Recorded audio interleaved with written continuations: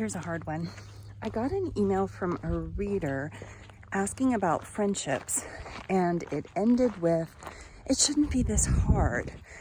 Now, I want to address this because I've seen the struggle of forming friendships with all of my children, and I don't think it has a lot to do with the fact that we homeschool.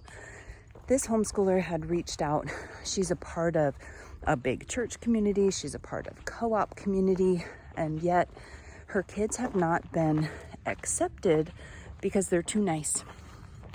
Something that I always told my kids was that you can tell that you're going in the right direction, that you're doing the right thing, if you feel like a salmon swimming upstream against the current and there's bears trying to knock you out of the water. This world today is anti-authentic. It's anti-compassion. It's anti-community. Not everywhere. It's a big stereotype. But what does that mean? So let me answer this question about friendships through the filter of what worked for our own children and what didn't. I remember standing in his room and he was crying because he just wanted a friend, a good friend. He was in that high school stage, and the reality was that life had not knit him together with people that he knew he was going to pull forward into his future. Let's let that car go by. And I could see it. I could see that the things that he had chosen, the clubs that he was a part of, the kids that he was around, these were not lifelong friends. And I remember saying, hang in there. I see in you the kind of person that will marry your best friend. And if you're blessed, you'll pick up a friend or two along the way. But my guess, my prediction, is that sometime in the future, you will meet your best friend. And until death do you part. That's exactly what happened. He was not happy. He wanted more in that season. But the people that he was around, the school at the time that he was attending, he did public school in high school, it just didn't bring lifelong friends. Our next son was a people magnet. Everybody loved this kid. He was outgoing and weird and awkward and had life challenges that drew people to him, and friendships were never a problem with him. Didn't matter if it was English class or prayer group or building a science project, he was always around friends. To this day, he is still a people magnet. So for him, it was just a matter of putting him in a community, and then he would make friends. They were just drawn to him. He's very compassionate, kind, funny, quirky. They just drew him out.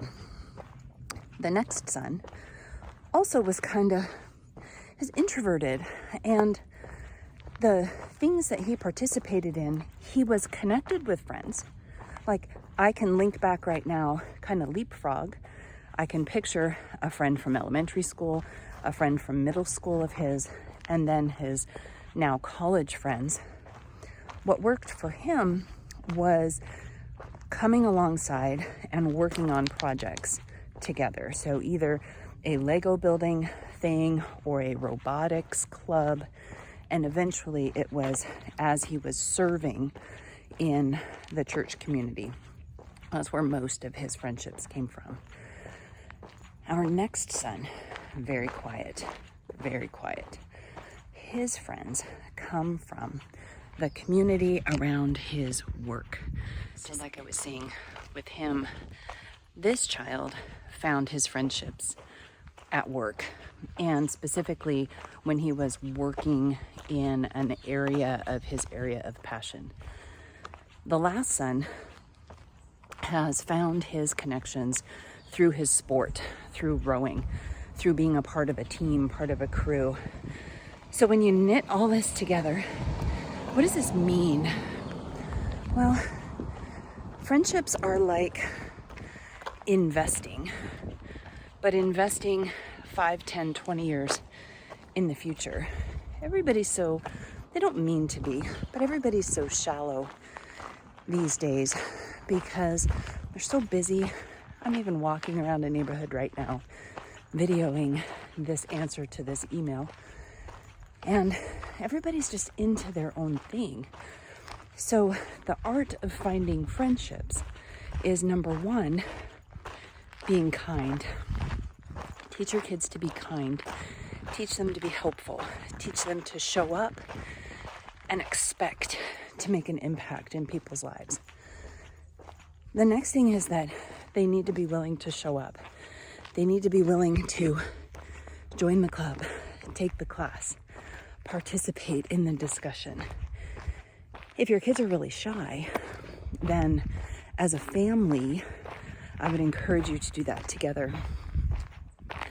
At church, volunteer somewhere, at the grocery store. Work on finding prayerfully a family or 3 that fit the dynamic of your family and invite them over for, cornhole, or shooting baskets, or playing a board game, or cards, or watching a movie. Invite people in and do it regularly. Friendships are hard. They're hard to find, and sometimes we go through seasons of life where it's just us, it's just our family. And our kids need to be okay with that. They need to know that just because they're looking around and they don't see anybody in their community right now does not mean that they're never going to have friends. The watch out is if they become withdrawn and depressed and discouraged. That's where we need to do what my dad does. What my dad always did. He would cheat. Like, I remember one time, my favorite story about cheating is that for my brother's 13th birthday, my brother was lacking deep friendships at the time. And so for his 13th birthday, my father bought him 2 bicycles. And I remember thinking, why would you buy the boy 2 bicycles? Well, it turned out that when he did have friends over, they could both go on a ride. When I was visiting, I would go on a ride with my brother, my dad, outside of the box thinking. So number 1, don't lose heart. Number 2, encourage kindness, encourage compassion. Number 3, look for ways to participate with other people. And then before I leave you, if you're in a community where people are mean, bullying, and unkind, leave that community. It doesn't matter if it's your co-op, it doesn't matter if it's a school, and it doesn't matter if it's a church. You should be very protective of the people that have heart access to your kids. Doesn't mean that there's not going to be conflict. That's okay. We need to learn how to deal with people that don't think the same way as us. But you should never, as a family, be in a place where you are put down, belittled, or bullied because of the way that you protect your family, encourage family, community, etc. I remember being at a pediatrician's office one time. He had 6 kids, and he was a homeschool family. They were a homeschool family. And I remember saying that someone in my family was giving me a hard time because as homeschoolers, our kids were overprotected. And I said, I'm really struggling with that. Am I overprotecting my kids? Are we overprotecting our kids by choosing homeschool? And he said, Bekki, you're a Christian. He's like, think about God. Did he overprotect his kids? It's actually a sign of love, not to imprison your kids, but to shelter them from ridicule and bullying and anger and hate for as long as possible so that they become confident in who they are. Friendships will come, whether it be in a small group setting, at a camp, on a walk. On this walk, I've met 4 lovely, lovely ladies that I bump into every now and again. And it may be when your kids join a sport team or something like scouts or something. Friendships will come. Just encourage them to lean into kindness, show up, and be ready. Oh, they may be like one of my sons. They may be like one of my sons, and their best friend may not come around until I do's, but they're there. Hang in there. Keep your kids safe and be encouraged.